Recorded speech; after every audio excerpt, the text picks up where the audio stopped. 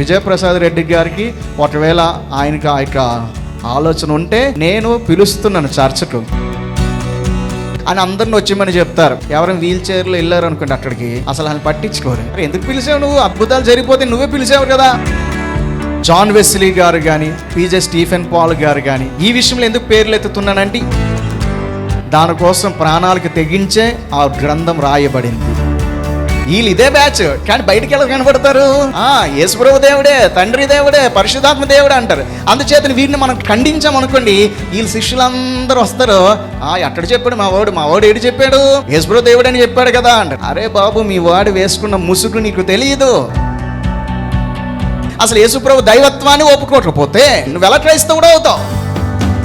Wrong అని మీరు direct statement చేయకండి అని కొంతమంది మేధావుల కింద కామెంట్ పెడుతూ ఉంటారు. వీళ్ళందరూ కూడా ఏ బ్యాచ్ అంటే వీళ్ళంతా ఏరియనిజం. ఇది భయంకరమైన దయ్యపు బోధ. నేను ఆల్రెడీ దాదాపు 20 సంవత్సరాల నుంచి దీని మీద పరిశీలన చేశాను, చాలా మందితో వాదించాను, ఇది అబద్ధాలని లేఖనాలతో నిరూపించాను. ఈ ఏరియనిజంలో ఉన్న వారికి రక్షణ కలగదు, చాలా ప్రమాదం. ఎందుకంటే యేసుప్రభు యొక్క దైవత్వాన్ని ఒప్పుకోనని వాడే, అంటే ఆ దినాల్లో డైనోసార్స్ ఉండేవి, అవి ఇప్పుడు అంతరించిపోయాయి అని చెప్పుకుంటాం కదా. అలాగే వీళ్ళు ఏమంటారు?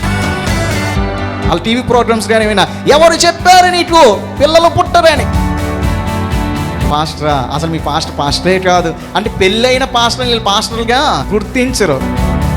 దయ్యపు బోధ. నేను అనలేదు, పౌలే అన్నాడు. దేవుని సమాజమా, ఈ సమయంలో ఒక ప్రాముఖ్య విషయాన్ని మీతో పంచుకోవాలని ఆశపడుతున్నాం. ముఖ్యంగా విశ్రాంతి క్రిస్టియన్ యూట్యూబ్ ఛానల్ని లైవ్లో వీక్షిస్తున్న మా ప్రియ ప్రజలందరికీ ప్రభువైన యేసుక్రీస్తు నామములో వందనములు తెలియజేస్తున్నాను. ఈరోజు ప్రపంచ క్రైస్తవ సంఘానికి అత్యంత అవసరమైన అంశాన్ని నేను మీతో పంచుకోవాలని ప్రభు చేత ప్రేరేపించబడి ఉన్నాను. బైబిల్ గ్రంథంలో ప్రకటన గ్రంథం 2వ అధ్యాయము 14వ వచనాన్ని, అయినను నేను నీ మీద కొన్ని తప్పిదములు మోపవలసి ఉన్నది, బాలాకునకు నేర్పిన బిలాము బోధను అనుసరించి వారు నీలో ఉన్నారు, అటువలనే నికోలాయితుల బోధ అనుసరించి వారును నీలో ఉన్నారు. అక్కడ 7 సంఘములు కనబడుతున్నాయి. అందులో పెర్గము అనే సంఘంతో దేవుడు మాట్లాడుతున్నాడు. దేవుడు హెచ్చరిస్తున్నాడు. దేని కొరకు హెచ్చరిస్తున్నాడు అంటే, బాలాకునకు నేర్పిన బిలాము బోధను అనుసరించే వారు నీలో ఉన్నారు. అంతేకాదు నికోలాయితుల బోధను అనుసరించే వారు కూడా నీలో ఉన్నారు. అందుచేత మారు మనసు పొందు అని చెప్తున్నాడు. అంటే నికోలాయితుల బోధ, అంతేకాకుండా బిలాము బోధ, ఇవన్నీ వాక్యానుసారమైన బోధ కాదు. ఆ బోధను కొంతమంది బోధిస్తున్నారు, కొంతమంది ఆ బోధను అనుసరిస్తున్నారు. అందుచేత దేవుడు చెప్తున్నాడు, ఆ బోధన అనుసరించేవారు నీలో ఉన్నారు గనుక ఆ బోధ నుండి నువ్వు ఎప్పుడైతే సరి చేయబడతావో, నువ్వు ఎప్పుడైతే బయటకు వస్తావో అప్పుడే దీవించబడతావు. ఇదిగో నువ్వు మారు మనసు పొందు, లేని ఎడల నేను నీ వద్దకు వచ్చి నా నోట నుండి వచ్చు ఖడ్గము చేత వీరితో యుద్ధము చేస్తాను అని అంటున్నాడు. వాక్య సారాంశం కానీ ఏదైనా బోధ దేవుని సంఘములో ఉంటే దేవుడు చాలా సీరియస్గా ఆ విషయాలను ఖండిస్తాడు. అందుచేతనే సేవకులు, విశ్వాసులు, సంఘాలు అందరూ కూడా మాలో, మా సంఘములో, మా బోధలో ఒకవేళ ఎక్కడైనా వాక్యానికి భిన్నమైన వాక్యాధారము లేని ఎక్కడైనా అబద్ధ బోధలు ఒకవేళ మాలో ఉంటే మమ్మల్ని మేము సరి చేసుకోవాలి అని ప్రతి వారు తమ బోధలను పరిశీలన చేసుకోవాలి. అది ఒకవేళ వాక్యానుసారం కాకపోతే వారు తమ బోధను దిద్దుకోవాలి. ఇది దేవుడు తెలియజేస్తున్న విషయం. అపోస్తలుల కార్యాలు 17-11 వచనం, వీరు దెస్సలోనికలో ఉన్న వారి కంటే ఘనులై ఉండిరి గనుక ఆసక్తితో వాక్యమును అంగీకరించి పౌలును శీలయును చెప్పిన సంగతులు అలాగున్నవో లేవో అని గమనించి ప్రతి దినము లేఖనములను పరిశోధించుచు వచ్చిరి. పౌలు శీల బోధిస్తున్నప్పుడే లేఖనాల్లో అలా ఉన్నాయి లేదో వారు పరిశోధించారంట. వినబడుతున్న బోధను మనం పరిశీలన చేయాలి. ఏ బోధ పడితే ఆ బోధను మనము నమ్మేసి వెంబడించకూడదు. అలా నమ్మి వెంబడించటం వలన మనం అబద్ధ బోధలు ఉండే ప్రమాదం ఉంది. ప్రపంచ క్రైస్తవ సంఘములో ముఖ్యంగా మన తెలుగు రాష్ట్రాలలో ఆలోచన చేస్తే పేరుగాంచిన గొప్ప గొప్ప సేవకులు అనబడుతున్న వారు కూడా ఈ అబద్ధ బోధల్లో ఉన్నారు. వారికి తెలియదు అది అబద్ధ బోధ అని. వారు బోధిస్తున్న బోధ రాంగ్ టీచింగ్ అనే విషయం వారికి తెలియదు, ఇంకా విశ్వాసులకు సాధారణంగా తెలియదు. అందుచేత వారు గుడ్డిగా ఆ సేవకులు బోధిస్తున్న ఆ బోధను వారు వెంబడిస్తూ అలా అబద్ధ బోధల్లోనే తమను తాము మనము మోసపుచ్చుకుంటున్నారు. తద్వారా వారు పరలోకానికి రావడం కష్టమే. ఒకవేళ పరలోకానికి వచ్చినప్పటికీ కూడా క్రీస్తు న్యాయపీఠం ఎదుట వారికి దారుణమైన అవమానం కలగబోతుంది. ఎందుకంటే దేవుడు అంటున్నాడు, ఇదిగో నికోలయితుల బోధ నీలో ఉంది, బిలాము బోధ నీలో ఉంది, యెజబెలు బోధ నీలో ఉంది అని ఆనాడు గద్దించిన దేవుడు ఈనాడు కూడా ఒకవేళ లేఖనాలకు విరుద్ధమైన బోధలు సంఘాల్లో ఉంటే ఖచ్చితంగా ఈనాడు కూడా దేవుడు గద్దిస్తున్నాడు. ఈనాడు తెలుగు రాష్ట్రాలలో లేకపోతే ప్రపంచ క్రైస్తవ సంఘాలలో చలామణి అవుతున్న అబద్ధ బోధలు, అది అబద్ధ బోధ అన్న విషయం తెలియకుండానే చాలా మంది ఆ యొక్క అబద్ధ బోధల్లో వెళ్ళిపోతున్నారు. కాబట్టి ఈరోజు ఒక లిస్ట్ నేను ఇవ్వాలనుకుంటున్నాను, అబద్ధ బోధల లిస్టు. ఏవేవి అబద్ధ బోధలు, అది ఎందుకు అవి అబద్ధ బోధలు అనేది మనం తర్వాత ప్రభు చిత్తం మీద ఎప్పుడైనా ధ్యానం చేద్దాం. తద్వారా ఆ బోధలు మీరు విన్నప్పుడు ఆ సేవకుడు చెప్తుంది అలాంటిదైతే అటువంటిదైతే అది అబద్ధ బోధ అని మొదటి మీ మనసులోకి ఈ యొక్క విషయం అర్థం అవ్వాలన్న ఉద్దేశంతో ఈరోజు అబద్ధ బోధల లిస్టుని నేను మీ ముందు ఉంచాలని ఆశపడుతున్నాను. మొట్టమొదటిగా గమనించినట్లయితే త్రిత్వ వ్యతిరేక బోధలు. మన ప్రభువు త్రిత్వమై ఉన్నాడు, తండ్రి కుమార పరిశుద్ధాత్మ త్రియేక దేవుడై ఉన్నాడు. దట్స్ ద ట్రూత్, అది సత్యము. అది త్రిత్వము అనే విషయానికి వస్తే అందులో కొన్ని అబద్ధ బోధలు ఏంటంటే మొట్టమొదటిగా యూనిటేరియనిజం అనే అబద్ధ బోధ. యూనిటేరియనిజం ప్రకారం కేవలము తండ్రి అయిన దేవుడు మాత్రమే దేవుడు, పరిశుద్ధాత్మ యేసుక్రీస్తు ప్రభు వారు దేవుడు కాదు అని చెప్పడమే యూనిటేరియనిజం. వాళ్ళు పైకి ఎలా కనబడతారు, మేము క్రిస్టియన్సే, మేము బైబిల్ నమ్ముతాం అంటారు. అటువంటి వారు చలమని అవుతున్న క్రీస్తు సమాజంలో. కాబట్టి ఎవరైనా తండ్రి ఒక్కడే దేవుడు మిగిలిన ఇద్దరు దేవుడు కాదని ఎవరైనా మాట్లాడితే అబద్ధ బోధ, వారు నేర్పిస్తుంది అబద్ధ బోధ. వారికి ఎగ్జాంపుల్ ఎవరంటే యెహోవా సాక్షులు అనబడిన వారు ఈ యూనిటేరియనిజంకి ఒక ఉదాహరణ అని చెప్పుకోవచ్చు. ఇంకా చాలా మంది కనబడతారు. రెండవ అబద్ధ బోధకి వెళ్తే ఏరియనిజం. ఏమిటి ఏరియనిజం అంటే, ఏరియస్ అని ఆయన 3వ శతాబ్దంలో ఈ బోధన తీసుకుని వచ్చాడు. ఇప్పుడు ఏరియనిజం కూడా ఏం చెప్తారంటే తండ్రి దేవుడే, కుమారుడు దేవుడే, పరిశుద్ధాత్మ దేవుడు అంటారు. అంటే ముగ్గురు యొక్క దైవత్వాన్ని వీరు ఒప్పుకున్నామని చెప్తారు. అలా చెప్పగానే చాలా మంది అబ్బా వీరు చాలా సత్యంలో ఉన్నారని భ్రమపడతారు. కానీ ఏరియనిజం వాళ్ళని కొంచెం దగ్గరికి వెళ్ళి వీళ్ళు ముగ్గురులో ఎవరు అసలైన దేవుడు అని అడిగామనుకోండి, వెంటనే వాళ్ళు ఏం చెప్తారో తెలుసా, తండ్రే అసలైన దేవుడు, కుమారుడు తండ్రి కంటే కొంచెం చిన్నోడు, తండ్రి కంటే పరిశుద్ధాత్మ కొంచెం చిన్నోడు అని చెప్తాం. ఎప్పుడైతే దేవుడు ఒకరి కంటే ఈయన తక్కువ అని చెప్తున్నామంటే ఆయన యొక్క ద కంప్లీట్ డివినిటీని మనము యాక్సెప్ట్ చేయడం లేదు అన్న విషయాన్ని గ్రహించాలి. ఎందుకంటే దేవుడు అంటేనే సర్వోన్నతుడు, ఆయన కొంచెం తక్కువ అంటున్నామంటే ఆయన ఏమై ఉండకూడదు, దేవుడై ఉండకూడదు. ఇప్పుడు వీరేం చెప్తున్నారు, తండ్రి పెద్దోడు, కుమారుడు అంటే దాని అర్థం ఏంటి, అసలైన దేవుడు ఎవరు అంటే తండ్రే. అంటే వీరి ఉద్దేశంలో కూడా దేవుడు అన్నవాడు ఒక్కడే, ఆ ఒక్క దేవుడు ఎవరు, తండ్రే. కానీ యేసుప్రభుకి దేవుడని టైటిల్ మాత్రం ఇస్తున్నారు, కానీ నిజానికి వారు యేసుప్రభు యొక్క దైవత్వాన్ని నమ్మడం లేదు, నమ్మరు. పరిశుద్ధాత్మ యొక్క దైవత్వాన్ని కూడా నమ్మరు. వాళ్ళెవరో తెలుసా, ఏరియనిజం అనే అబద్ధ బోధన నమ్మేవారు. ఈ ఏరియనిజం అనే అబద్ధ బోధన నమ్ముతున్న వాళ్ళు ఎవరో తెలుసా, ఇప్పుడు మన చుట్టూ ప్రపంచ క్రైస్తవంలో మన చుట్టూ మన తెలుగు రాష్ట్రాలు ఎవరున్నారో తెలుసా, క్రీస్తు సంఘము అని బోర్డు పెట్టుకుంటారు కదా, వీరిలో దాదాపు 90% they won't believe Jesus is equal to father. కుమారుడైన యేసు తండ్రితో సమానుడు అని వీరు నమ్మరు. పరిశుద్ధాత్మ దేవుడు తండ్రితో సమానుడని నమ్మరు. తండ్రే అసలైన దేవుడే నమ్ముతారు. కాబట్టి చర్చ్ ఆఫ్ క్రైస్ట్ వారు, అంతేకాకుండా ఇప్పుడు BOUI పీడి సుందరరావు గారు వారు నమ్మేది కూడా ఇదే బోధ.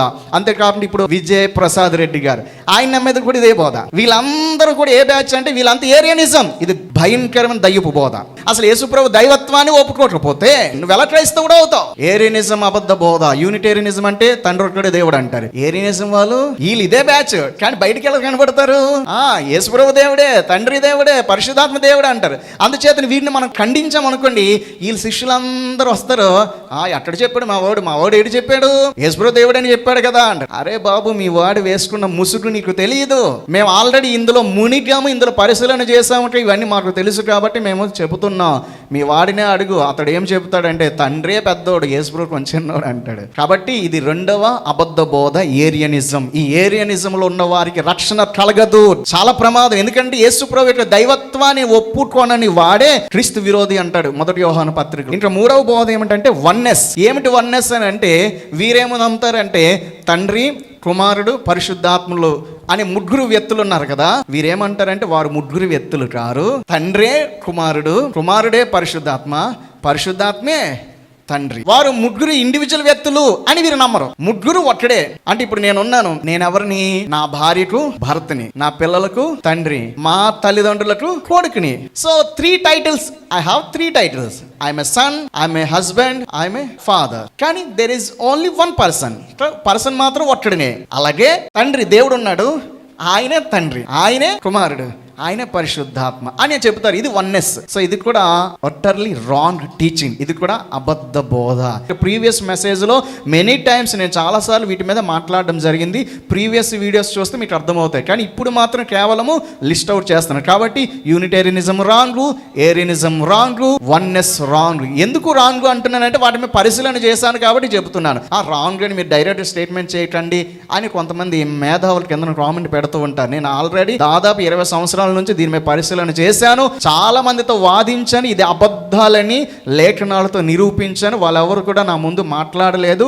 నేను అడిగే ప్రశ్నలకు సమాధానం చెప్పలేక మౌనంగా వెళ్ళిపోయారు. చాలా మంది బోధన కూడా మార్చుకున్నారు. దేవునికి మహిమ కలుగును గాక. మరి సత్యం ఏమిటంటే త్రిత్వము, త్రియేక దేవుడు, తండ్రి, కుమారుడు, పరిశుద్ధ, ముగ్గురు వేరువేరుగా ఉన్నారు. ముగ్గురు వేరువేరు వ్యక్తులు. అయినను తండ్రి దేవుడే, కుమారుడు దేవుడు, పరిశుద్ధాత్మ దేవుడు. మరి ముగ్గురు దేవుడులా అంటే ముగ్గురు దేవుళ్ళు కాదు. దేవుడు ఒక్కడే. ఆ దేవునిలోనే తండ్రి అని వ్యక్తి ఉన్నాడు. ఆ ఒక్క దేవుడిలోనే కుమారుడు అని వ్యక్తి ఉన్నాడు. ఆ ఒక్క దేవుడిలోనే పరిశుద్ధాత్మని వ్యక్తి ఉన్నారు. ఇంకా 4వ టీచింగ్కి వెళ్ళిపోతే, 4వ అబద్ధ బోధ, మనం కేవలం తండ్రికే ప్రార్థన చేయాలి, కుమారుడికి ప్రార్థన చేయకూడదు. ఇంకా కుమారుడికే ప్రార్థన చేయొద్దు అన్నారంటే పరిశుద్ధాత్మ కూడా ప్రార్థించకూడదు అంటారు. వీళ్ళని ఎలా గుర్తుపడతాం తెలుసా? వాళ్ళ ప్రార్థనలు గమనించాలి. వాళ్ళు ఎలా ప్రార్థన చేస్తారు? పరలోకమందున్న మా తండ్రి, నీ స్తోత్రములు, మీకు మహిమ ప్రభువా, నాయనా, మీ కుమారుడైన యేసునామంలో మీ వద్దకు వస్తున్నాము. ఇదిగో తండ్రి అని మొత్తం వాళ్ళకి కావాల్సినవి ఏవో చెప్పాలి అన్నీ చెప్పి యేసునామంలో అడుగుతున్నాము తండ్రి ఆమెన్ అంటారు. వాళ్ళ ప్రార్థనలో అంతా వాళ్ళు ఎవరితో మాట్లాడతారు? కేవలము తండ్రితోనే. యేసు అనే నామంని మనం ఎలా తీసుకుంటాం? ఒక రికమెండేషన్ లెటర్ లాగా. యేసునామం రికమెండేషన్ లెటర్. కాబట్టి యేసునామంలో మరలా ఎవరికి రాస్తున్నావు? రికమెండేషన్. యేసునామంలో మరలా యేసైకి నువ్వు రిక్వెస్ట్ చేస్తావు. అదేంటది? కాబట్టి యేసునామంలో మనం తండ్రికి ప్రార్థన చేయాలి. కాబట్టి యేసైకి ప్రార్థన చేయని అవసరం లేదు, పరిశుద్ధాత్మకు ప్రార్థన చేయని అవసరం లేదు. వీళ్ళిద్దరి ద్వారా ఈ తండ్రికే ప్రార్థించాలని చెప్తారు. ఇది దయ్యపు బోధ.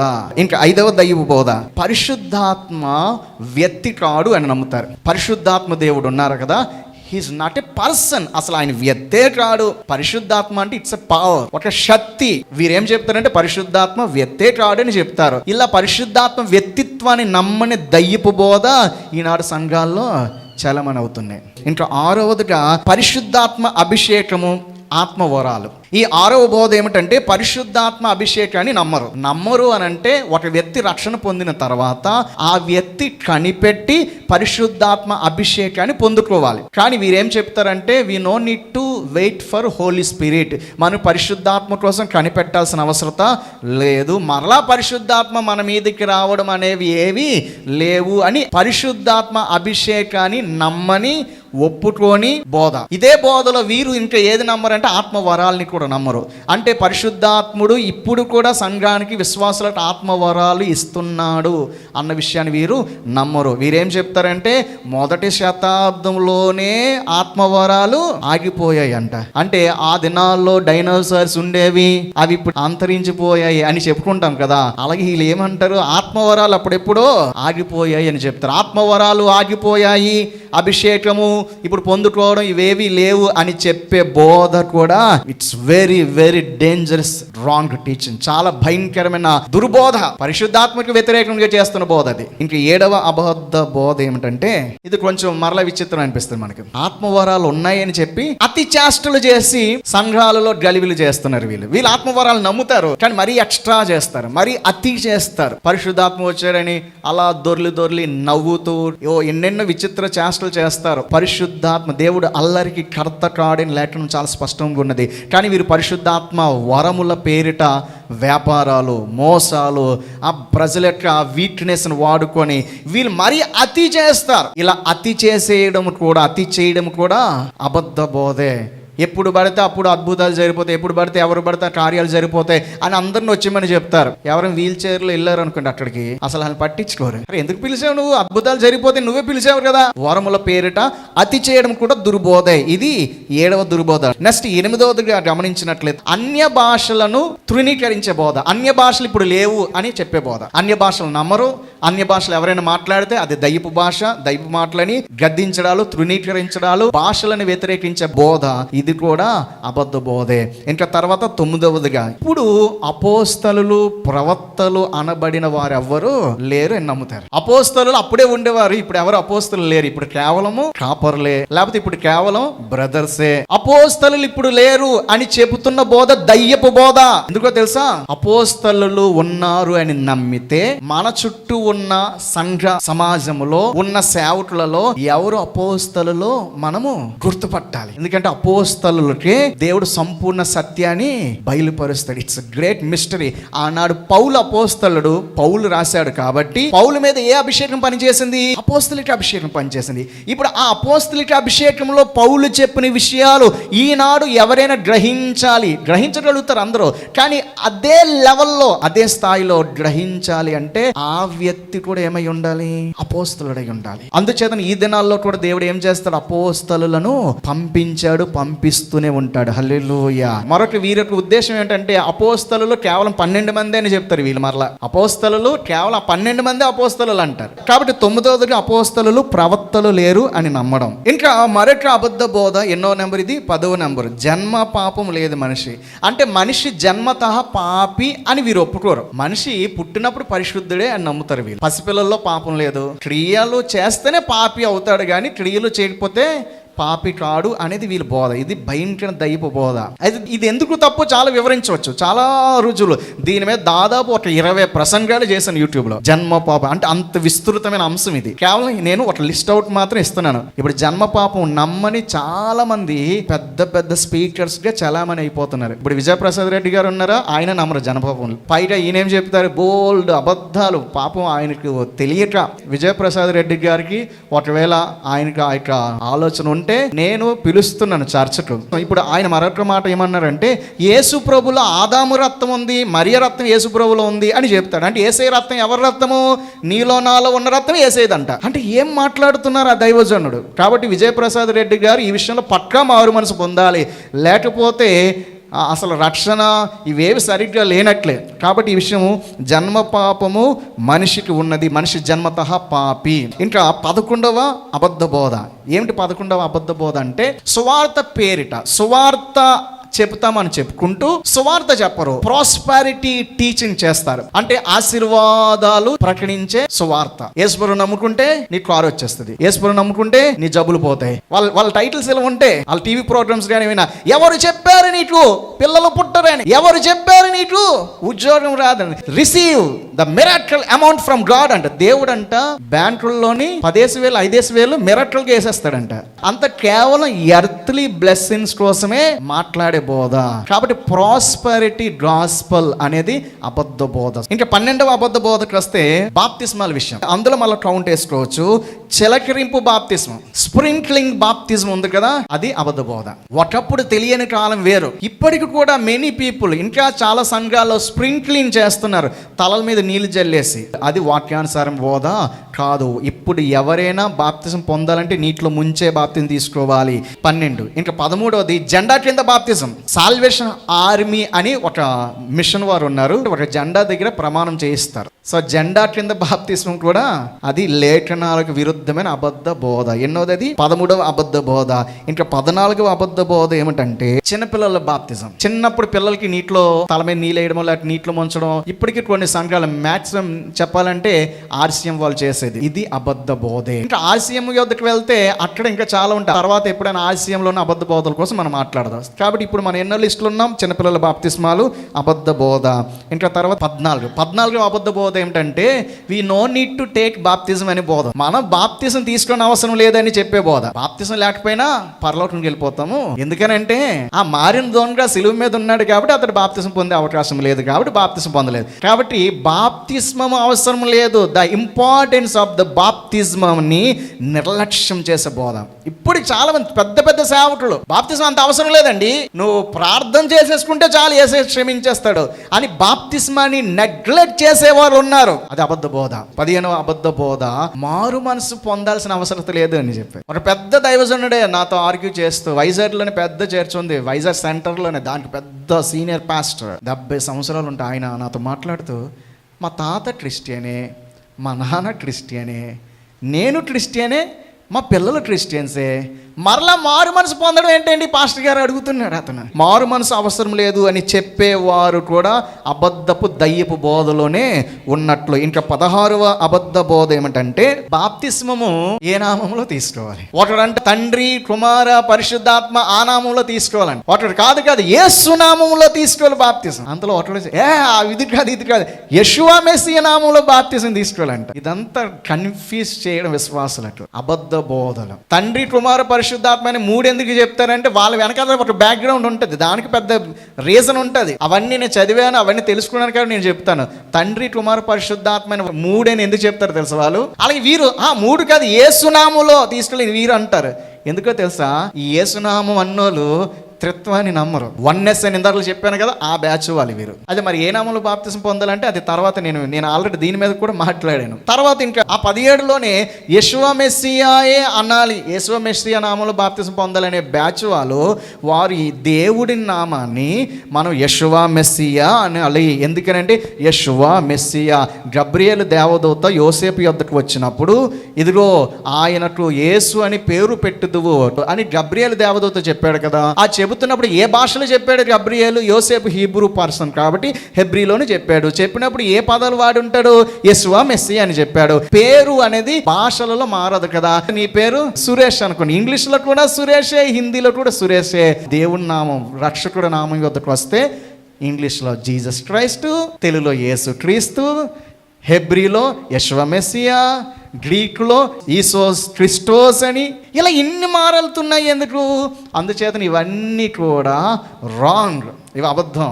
కాబట్టి మన హెబ్రీలోనే యెషువా మెస్సియా అనాలి, ఇంగ్లీష్ అయినా తెలుగు అయినా యెషువా మెస్సియా అనాలి. ఇది వినడానికి చాలా లాజికల్గా అనిపిస్తుంది. ఇది కూడా ఒక క్రైస్తవులను గలిబిలి చేసిన అబద్ధ బోధ. ఇంకా తర్వాత 18 నెంబర్ 18 గ్రేస్ డాక్ట్రిన్, కృపా సిద్ధాంతం. ఇప్పుడు మన చుట్టూ ఇవన్నీ చాలా మంది అవుతున్నాయి. ఇప్పుడు నేను చెప్తే మీరు తర్వాత నుంచి ఎక్కడైనా వింటే మీకు క్లారిటీ వస్తుంది. ఈ కృపా సిద్ధాంతం ఏమిటంటే దేవుడు కృప కలిగిన వాడు కాబట్టి మనం ఎంత పాపం చేసినా ఆయన క్షమిస్తాడు. కాబట్టి మనం పాపం చేసిన పెద్దగా దానికోసం థింక్ చేయని అవసరం లేదు. నేను పాపిని మాట్లాడితే పాపం అంటే దేవుడు నిన్నప్పుడు ఎవడు క్షమించేస్తాడు. నువ్వు పాపం కోసం ఆలోచించిన అవసరం లేదు, నువ్వు పాపం కోసం పట్టించుకోని అవసరం లేదు. ఆల్రెడీ దేవుడు నిన్ను క్షమిస్తాడు. అంతేకాదు మన రక్షణ అనేది అది ఇటర్నల్ సాల్వేషన్, నిత్య రక్షణ అంటాడు. కాబట్టి నిత్య రక్షణ అంటే ఒక్కసారి వచ్చిన రక్షణ ఎప్పటికీ పోదు. కాబట్టి ఎంజాయ్ యువర్ లైఫ్ అని డైరెక్ట్గా అన్నారు, కానీ ఇండైరెక్ట్గా అదే నికోలయితుల బోధ అన్నాడు కదా. ఆ నికోలయితుల బోధలో ఈ సిద్ధాంతం వారు నమ్మేవారు. Skin to skin there isn't any sin. శరీరం కలిసినా అక్కడ పాపము లేదు. దేవుడు అన్నిటిని మన కోసం ఇచ్చాడు, మనం అనుభవించవచ్చు. దేవుడు కృప కలిగిన వాడు, ఆయన మనలను క్షమిస్తాడు. సో ఇటువంటి టీచింగ్ కృపా సిద్ధాంతం, దేవుడు కృప కలిగిన వాడు అని మనం నచ్చినట్లు బ్రతకడానికి పర్వాలేదులే అని మాట్లాడడం అనేది కృపా సిద్ధాంతం. మనం పరిశుద్ధంగా ఉండాలి, ఇది ఉండాలి, అది ఉండాలి అని కమాండ్స్ కోసం మనం చెప్పనవసరం లేదు. సంఘానికి కృప నేర్పించండి అని చెప్తారు వాళ్ళు. అందుకే వాళ్ళ టీచింగ్స్ లో మీరు గమనిస్తే మనం ఇలా ఉండాలి, అలా ఉండాలి, ప్రార్థన చేయాలి, ఏం చెప్పరు. దేవుడు కృప కలిగిన వాడు నిన్ను దీవిస్తాడు, దేవుడు కృప కలిగిన వాడు నీ పరిస్థితులు అద్భుతం జరుగుతాయి, దేవుడు కృప కలిగిన వాడు. సో ఆయన కృపను నమ్ము ఇదే చెప్తారు, కానీ మనం ఎలా ఉండాలో చెప్పరు. This is grace doctrine. ఇప్పటికి మన భారతదేశంలో మన రాష్ట్రంలో కూడా చాలా మంది అవుతుంది కృపా సిద్ధాంతం. 19వ అబద్ధ బోధ సెవెంత్ డే అడ్వెంటిస్టులు, 7వ దినం శనివారం ఆరాధికులు. శనివారం మనం ఆరాధన చేయాలి, ఆదివారం కాదు ఆరాధన దినము. ఆరాధన అనేది సబ్బాత్, విశ్రాంతి దినము ఆరాధన చేయాలి అని మాట్లాడతారు. ఇది కూడా ఒక అబద్ధ బోధే. విశ్రాంతి దినము శనివారమే, ఇది పక్కా. చాలా మంది పాస్టర్లు తెలియదు విశ్రాంతి దినం అంటే ఆదివారం అనుకుంటారు. ఆదివారం ఆరాధనకు వచ్చి ప్రభువా ఈ విశ్రాంతి దినమున నీ సన్నిధిలో ఉండడానికి మీరు సహాయం చేశారు ప్రభువా అని ప్రార్థిస్తారు. అరే ఈరోజు విశ్రాంతి దినం కాదు, ఇది ఏ దినము? ఆదివారం. విశ్రాంతి దినము ఇప్పటికి కూడా ఏ రోజు? శనివారమే, 7వ రోజే. కానీ ఆ విశ్రాంతి దినం మనం పాటించాలా వద్దా అనేది మనం తెలుసుకోవాలి. వీరేం చెప్తారంటే విశ్రాంతి దినము ఇప్పటికీ మనము పాటించాలి.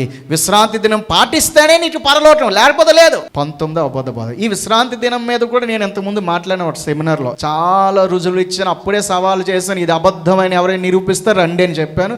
ఇప్పుడు వచ్చి ఎవరు కనబడలేదు. సో ఇంకా నెక్స్ట్ నెంబర్ 20 అబద్ధ బోధ. మన చుట్టూ ఉన్న అబద్ధ బోధలు 20 అబద్ధ బోధ ఏమిటంటే ప్రభు బల్ల ఎప్పుడైనా ఇవ్వచ్చు, ప్రభు బల్ల విషయమైన అబద్ధ బోధ.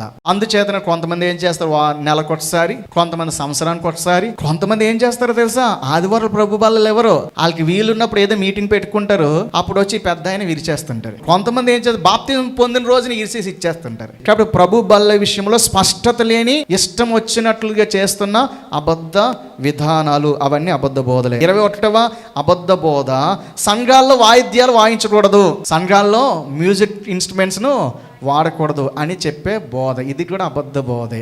లేఖన పరిజ్ఞానం లేని, అవగాహన లేని అబద్ధ బోధ. ఇంకా 22వ నెంబర్, 22వ అబద్ధ బోధ ఏమిటంటే, ఇది ప్రపంచ క్రైస్తవులందరూ మాక్సిమం 90% నమ్ముతున్న బోధ. రాబోతున్న మహాశ్రమల కాలానికి ముందే సంఘము వెళ్ళిపోతుంది. ప్రీ ట్రిబులేషన్ ర్యాప్చర్, శ్రమల కాలానికి ముందే సంఘం ఎత్తబడిపోతుంది అని నమ్మడము, ఇది మరి ఒక అబద్ధ బోధ. ఇది సంఘానికి దారుణమైన నష్టం కలిగించే బోధ. ఇందులో పెద్ద పెద్ద పేరు గాంచిన వాళ్ళు ఉన్నారు. జాన్ వెస్లీ గారు గాని, పిజే స్టీఫెన్ పాల్ గారు గాని. ఈ విషయంలో ఎందుకు పేర్లు ఎత్తుతున్నానంటే, ఈ విషయంలో ప్రత్యేకముగా పరిశుద్ధాత్మ దేవుడు నన్ను సిద్ధపరిచాడు. ఏ బోధ కోసం కరెక్ట్ చేసిన చేయకపోయినా ఈ బోధ కోసం మాత్రం పక్కాగా కరెక్ట్ చేయాల్సిన అవసరత విషయం మీద దేవుడు పెట్టాడు. హల్లెలూయా. దానికోసం ప్రాణాలకు తెగించే ఆ గ్రంథం రాయబడింది. ఐ థింక్ నిన్న మొన్న స్టీఫెన్ పాల్ గారు మెసేజ్ చెప్తూ ఆయన చెప్తున్నారు, శ్రమల కాలంలో మనం ఉండం. పెద్ద ఆయన చెప్తున్నారు దైవజనులు. కాబట్టి ప్రీ ట్రిబులేషన్ ర్యాప్చర్ థియరీ అనేది అబద్ధ బోధ. ఎన్నో నెంబర్ ఇది? 22. అందులోనే మరలా ఇంకో బోధ ఏమిటంటే పోస్ట్ ట్రిబులేషన్ ర్యాప్చర్. అంటే 7 ఏళ్ల శ్రమల కాలం అంతా ఇక్కడే ఉంటాము, ఉగ్రతలు కూడా ఇక్కడే ఉంటాము, ఆ తర్వాత ఎత్తబడతామని నమ్ముతారు. పోస్ట్ ట్రిబులేషన్ ర్యాప్చర్ అది కూడా అబద్ధ బోధే. సో ఇంక 24వది ఆలోచన చేస్తే, 24వ అబద్ధ బోధ 1000 ఏండ్ల పరిపాలన ఇప్పుడే జరుగుతుంది అని నమ్ముతారు. ఆల్రెడీ మొదటి పునరుద్ధానంలో మనం ఉన్నామని నమ్ముతారు. వాళ్ళు 1000 ఏండ్ల పాలన ఇప్పుడే జరుగుతుంది అని నమ్మే వాళ్ళని ప్రీటరిస్టులు, ప్రీటరిజం అనే, అది థియలాజికల్గా దాని పేరు ప్రీటరిజం. ఎస్కటాలజీలో ప్రకటన గ్రంథానికి సంబంధించి, అంత్యకాల సంభవాలకు సంబంధించి దేర్ ఆర్ 2 టీచింగ్స్. ఒకటి ప్రీటరిజం, ఇంకోటి ఫ్యూచరిజం. నా గ్రంథం చదివితే మీకు స్పష్టత వస్తుంది. ప్రీటరిజం, ఫ్యూచరిజం. ఫ్యూచరిజం వాళ్ళు, ప్రీటరిజం వాళ్ళు. ఈ ప్రీటరిజం వాళ్ళు నమ్మేది ఏమిటంటే ఇప్పుడే ఆల్రెడీ 1000 ఏండ్ల పాలన జరిగిపోతుంది అని వారు నమ్ముతారు. సో ఇది కూడా అబద్ధ బోధే. ఇది ఎన్నోది? 24వది. ఇంక 25వ అబద్ధ బోధ ఏమిటంటే దశమ భాగం ఇవ్వనవసరం లేదు. దేవుడికి మనం దశమ భాగాలు ఇవ్వనవసరం లేదు. సో దశమ భాగం ఇవ్వకూడదు, దశమ భాగం ఇవ్వమని ఎవరైనా పాస్టర్లు చెప్తే అది అబద్ధము అని వీళ్ళు మరీ మాట్లాడుతూ ఉంటారు. అదంతా అబద్ధ బోధ. దశమ భాగం సంఘములో ఇవ్వాలి, లేఖనాధారాలు ఉన్నాయి. కాబట్టి దశమ భాగానికి వ్యతిరేకంగా చెప్పే బోధ కూడా అబద్ధ బోధే. ఇంకా 26వ నెంబరు, అన్యజనులకు పునరుద్ధానం లేదు. అంటే అన్యజనులు వాళ్ళు మరలా లేవరు, చనిపోతే ఇంకా డైరెక్ట్గా వాళ్ళు నరకానికి వెళ్ళిపోతారు. కానీ వాళ్ళు మరలా లేవడము, వారికి తీర్పు ఉంది అనేది అంటూ ఏది లేదని నమ్ముతారు. అన్యజనులకు పునరుద్ధానము లేదు అని నమ్మడము, అని చెప్పడం అదొక అబద్ధ బోధ. ఇంకా తర్వాత 27వ అబద్ధ బోధ ఏమిటంటే నరకం అనేది నిత్యం కాదు. There isn't any eternal hell fire. అబ్బా, ఇట్స్ వెరీ స్వీటెస్ట్ టీచింగ్. అరే నరకం నిత్యం ఉంటుంది అని చెప్తుంటేనే ఆ రక్షణలోకి రావట్లేదు. నరకం పెద్ద ఏం ఉండదని చెప్తే okay, thank you brother, let's enjoy అని అంటారు కదా. ఇవన్నీ దయ్యపు బోధలు, సాతానుడు తీసుకొచ్చిన బోధలు. కాబట్టి నరకం నిత్యం ఉండదు అని చెప్తారు. తర్వాత 28వ అబద్ధ బోధ, సేవకులు పెళ్లి చేసుకోకూడదు అని చెప్తారు. నువ్వు సేవకుడు అయితే పెళ్లి చేసుకోకూడదు. మా పాస్టర్ అయితే పెళ్లి చేసుకోకుండా ఉన్నారు. మీ పాస్టర్ పెళ్లి చేసేసుకున్నాడు, మరలా పాస్టరా? అసలు మీ పాస్టరే కాదు అంటే పెళ్ళైన పాస్టర్ వీళ్ళు పాస్టర్లుగా గుర్తించరు. పాస్టర్లు పెళ్లి చేసుకోకూడదు అని చెప్పే బోధ కూడా దయ్యపు బోధ. నేను అనలేదు, పౌలే అన్నాడు. తిమోతి పత్రిక, వివాహాలను నిషేధిస్తారు, అది దయ్యపు బోధ అన్నాడు పౌలు అన్నాడు తిమోతి పత్రిక. ఇది కూడా అబద్ధ బోధ. 28 అయిపోయింది. 29వ అబద్ధ బోధ ఏమిటంటే క్రైస్తవ సంఘానికి క్రీస్తు సంఘం అనే పేరు ఉండాలి. కేవలం క్రీస్తు సంఘం అని పేరు పెట్టాలి. హెబ్రోను చర్చ్ ఏంటి? హెబ్రోను చర్చ, హెర్మోను సంఘము, బేతేలు సంఘము, బెతెస్తా సంఘం, ఇలా ఏట్రా మీకు నచ్చిన పేర్లని పెట్టేశారు, అది దేవుని సంఘం కాబట్టి దానికి క్రీస్తు సంఘమే అనాలి అని వీళ్ళు వాదిస్తారు. ఇది 29వ అబద్ధ బోధ. ఇంకా 30వ అబద్ధ బోధ ఏమిటంటే యేసుప్రభువు వారు చనిపోయింది శుక్రవారం కాదు, ఆయన లక్షవారం చనిపోయారు, ఆయన లేచింది ఆదివారం కాదు, ఆయన లేచింది శనివారము. యేసుక్రీస్తు మరణ పునరుద్ధానము ఎప్పుడు జరిగిందో ఆ విషయంలో స్పష్టత లేని అబద్ధ వ్యాఖ్యానాలు. మొత్తం 30 అబద్ధ బోధలు. ఈ 30 అబద్ధ బోధలతో పాటు ఇంకా జోసెఫ్ స్మిత్ అని ఒక ఆయన, ద బుక్ ఆఫ్ మోర్మన్ అని, వాళ్ళంతా చెబుతున్నది ద బుక్ ఆఫ్ మోర్మన్ అని మరొక గ్రంథం ఉంటుంది. ఆ గ్రంథం ఒక దేవదూత వచ్చి జోసెఫ్ స్మిత్కి ఇచ్చారు. ఆ గ్రంథాన్ని మనం ఫాలో అవ్వాలి, బైబిల్తో పాటు అది చేర్చి మనం ఫాలో అయితేనే మనము అసలైన క్రిస్టియన్స్ అని వారు సంఘాల్లో ప్రచారాలు చేస్తున్నారు. ఇది మరొక బోధ. అలాగే విలియం బ్రన్హామ్ గారు మంచి హీలింగ్ మినిస్ట్రీ ఉన్న దైవజనుడు ఆ దినాల్లో. కానీ ఆయన చేసిన సిద్ధాంతాల్లో కొన్ని రాంగ్ టీచింగ్స్ ఉన్నాయి. వాళ్ళు ఏం నమ్ముతారంటే ఆయన 7వ దూత, ఆయన ఎండ్ టైమ్ ఎలైజా, అంత్యకాలపు ఏలియా ఆయనే అని ఇంకా నమ్ముతూ ఇప్పుడు ఎవరికి ప్రత్యక్షతలు ఉండవు, ఎవరికి వాక్యము దేవుడు ఇవ్వడు. ఆయన చెప్పినవే మనము వినాలి, అవే మనం ఇతరులకి చెప్పాలి, ఆయన పుస్తకాలు చదువుకోవాలి, ఆయన క్యాసెట్లు వినాలి అని విలియం బ్రెన్హమైట్స్ ఇంకా కొన్ని రాంగ్ టీచింగ్స్ కూడా చేస్తారు. ఆ గుంపు ఒకటి. అలాగే యూదా క్రైస్తవులు ఉన్నారు. వారు క్రైస్తవులే కానీ యూదా మతమును క్రైస్తవ్యాన్ని కలిపి ఫాలో చేస్తారు. ఇప్పుడు మన తెలుగు రాష్ట్రాల్లో చాలా మంది వచ్చేసారు. వాళ్ళు ఏం చేస్తారో తెలుసా? మనం ఇశ్రాయేలీలాగా సున్నతి చేసుకోవాలి, ఇశ్రాయేలీలాగా 7 పండుగలు చేయాలి, ఇశ్రాయేలీలాగా విశ్రాంతి దినం ఆచరించాలి, ఇశ్రాయేలీలాగా వీళ్ళు కొంతమంది బలులు కూడా ఇచ్చేస్తుంటారు. మొత్తం అన్ని ఇశ్రాయేలు ధర్మశాస్త్రం ప్రకారం ఏవేవి చెయ్యాలో, ఏవేవి చేస్తారో అవన్నీ చేయాలని బోధిస్తారు. కొద్ది రోజులు అయిపోయిన తర్వాత వీళ్ళు ఈ యూదా క్రిస్టియన్స్ ఏం చేస్తారో తెలుసా? యేసు ప్రభువుని కూడా నమ్మరు. మొత్తానికి రక్షణ వారు కోల్పోతారు. చాలా వేల మంది క్రైస్తవులు ఇటువంటి అబద్ధ బోధలలో తమ్మును తాము పాడు చేసుకుంటున్నారు. కాబట్టి ఈ 30 అబద్ధ బోధలు ఒకవేళ నీ బోధలో ఉంటే, నువ్వు వెళ్తున్న సంఘంలో ఉంటే వెంటనే వాళ్ళకి చెప్పు, ఇది అబద్ధ బోధ, అది లేఖనానుసారమైనది కాదు అని చెప్పు. అంతేకాకుండా ఈ 30 బోధలలో ఏ బోధైనా సేవకుడా ఒకవేళ నువ్వు చేస్తుంటే అది అబద్ధ బోధ. ఆ బోధ విషయమే నువ్వు మారు మనసు పొందాలి, ఆ బోధను విడిచిపెట్టాలి. ఆ విషయం ఏది సత్యమో పరిశీలన చేసుకొని ఆదిమ అపోస్తలు నేర్పించిన సత్య బోధలకు వస్తేనే తప్ప, లేకపోతే నేను నీ వద్దకు వచ్చి నా నోట నుండి వచ్చే ఖడ్గముతో యుద్ధము చేసేదను. కాబట్టి వాటి నుంచి నువ్వు మారు మనసు పొంది బయటికి రా. కాబట్టి దైవ సమాజమా, ఈ వినన ఈ వాక్యము మీ జీవితాలకు ఆశీర్వాదకరంగా ఉండులాగిన మీరు ఈ యొక్క వాక్యాన్ని మీ మనసుల్లో ముద్రించుకోవాలని మనం చేస్తున్నాను.